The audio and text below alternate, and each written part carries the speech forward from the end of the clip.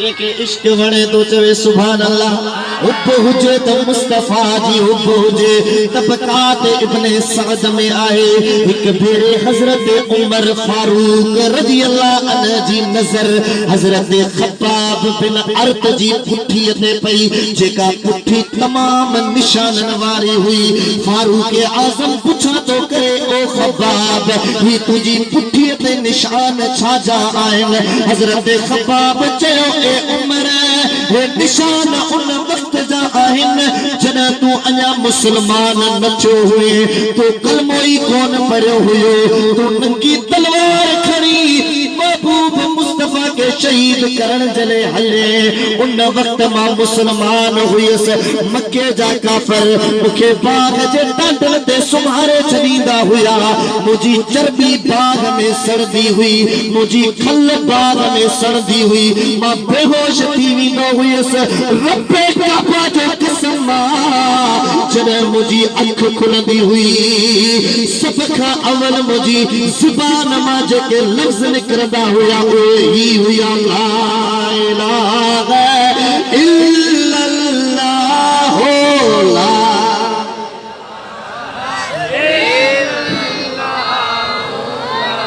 हजरत Khabbab जो इहे दर्द भरे दास्तान उमर फारूक ॿुधो त फारूक आज़म जे अखियुनि मां लुढ़क वही आया। चए तो त खब्बाब पंहिंजी पुठीअ तां कमीस हटाए इन पुठीअ जी ज़ियारत कया जेका रसूलुल्लाह जे इश्क में बाह में जलाई वई आ। कंदा मूं पेरनि तोड़े लख लगन न बचे तोड़े छिपू पेर चिनन बीबी ना प्रियन जुती जात न पाए। सुभान अल्लाह। ओहद जी जंग जारी हुई। काफरन मुझे सोने हबीब ते हमलो कयो। हजरत ज़ियाद बिन सकन कुछ अंसारी असाबन सां गॾिजी हबीबन जे करीब आयो आ। सहाबी हिक हिक थींदा शहीद थींदा रहिया, जिस्म रतो रत कंदा रहिया, पर महबूब खे तकलीफ़ पहुचण न ॾिनऊं। नेठ हजरत ज़ियाद बिन सकन ज़ख्मी थी ज़मीन ते अचनि था। जिस्म जख्मन में चूरा, जिस्म रत में रंगीना। आखिरी पसाग आइन हेडा निहारन था सामो निहारन था। आखिरी वक्ता जे दिल भर जो दीदार थी वञे त दिल खोले दिल भर जो दीदार कया। ओ किथा तू थो अची मां वछाया थी तुझू वांडो यार निहारिया थी। किथा तू थो अची मां वछाया थी तुझू वांडो यार। हबीबन ते नजर पई थस अता करे सॾे तो या रसूल अल्लाह हेॾे निहारियो अवाजो गुलाम जे नाले ते अज जान कुर्बान करे रहियो आ। हबीब करीब अचन था। हे बेरड़ो सिर महबूब जे कदमन ते रखे ऐं चए तो फुस्तो बेरबिल काबा, फुस्तो बेरबिल काबा। काबे जे रब जो कसम आहे अज मुझे मन जी मुराद पूरी थी वई आ। छो जो पाक पैगंबर जे कदमन ते जहानन जे सरदार जे कदमन ते सोनन जे सरदार जे कदमन ते पंहिंजी जान कुर्बान करे। सुभान अल्लाह सुभान अल्लाह। इते के आशिक कलम खयो सिराइकी वारे आशिक के कलम खयो चयाई सिर यार दा नजराना ले यार दे कौलाए महबूब दी मर्जी है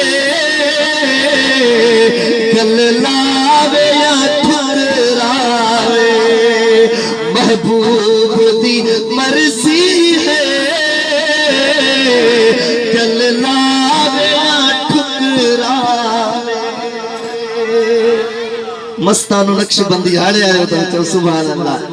हजरत सुहेब मुझे सोने हबीब ते ईमान आंदो आ त हजरत सुहेब के तरह तरह जो तकलीफूं ॾिनियूं हुयूं जॾहिं सोने सुहेब के हिजरत जो हुक्म मिलियो त ए सुहेब तू हिजरत कर हजरत सुहेब हिजरत करण लगो आ मक्के के छॾे मदीने हलण लगो आ जॾहिं काफिरन के कल पई त सुहेब मक्के के छॾियो तो वञे मदीने वञी रहियो आ उन्हनि अची रस्ता रोक कई आ हजरत सुहेब फरमाए थो ए मक्के वारो तव्हांखे ख़बर आहे त मक्के में मां तीर अंदाज मशहूर आहियां अगर अवां मूंखे मदीने वञण खां रोकींदो अवांखे तीर हणंदुसि मुंहिंजा तीर खपी विया अवां मुंहिंजे करीब अची विया अवां सां तलवार सां विढ़ंदुसि पोइ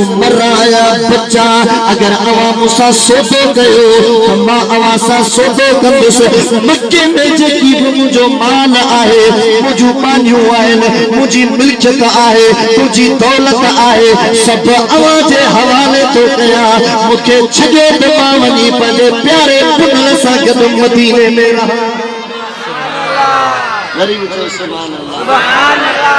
काफिरन सोचो सलाह कई त हे जेड़ो तेड़ो आशिक ना है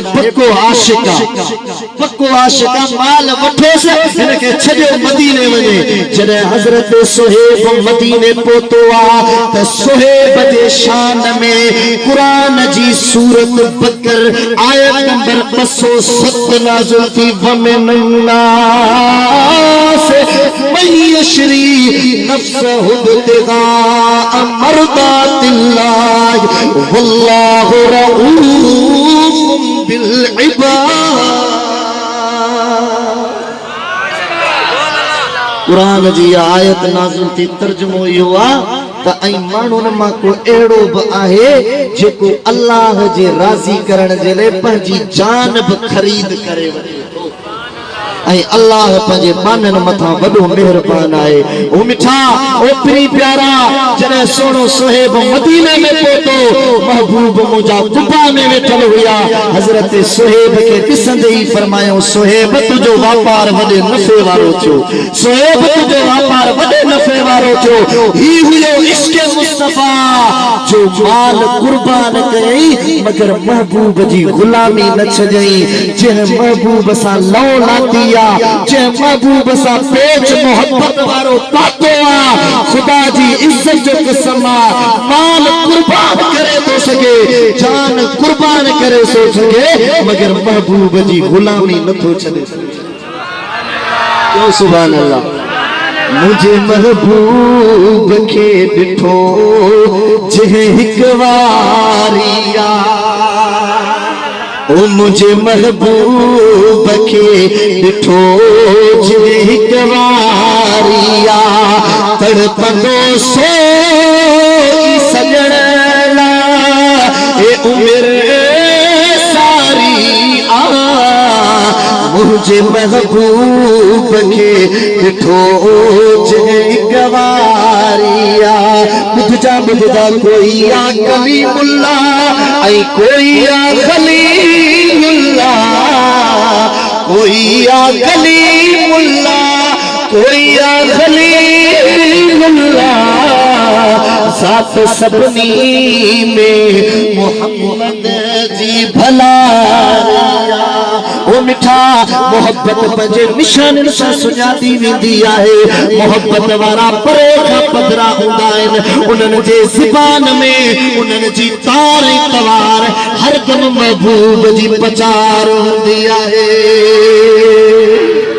ओ मिठा जे महबूब जो आशिक सदाई तो त महबूब जो फरमा बरदार बणजी वञ वो आशिक कहिड़ो जेको महबूब जो हुक्म न मञे तू महबूब जे मोहब्बत जी दावा करी थो ऐं महबूब जी बेफरमानी करी थो इहा मोहब्बत तुंहिंजी अजीब आहे आशिक जो कम आहे उहो कम करे जंहिंसां महबूब राज़ी थी वञे उहो कम न करे जंहिंसां लॼपाल नबी नाराज थी वञे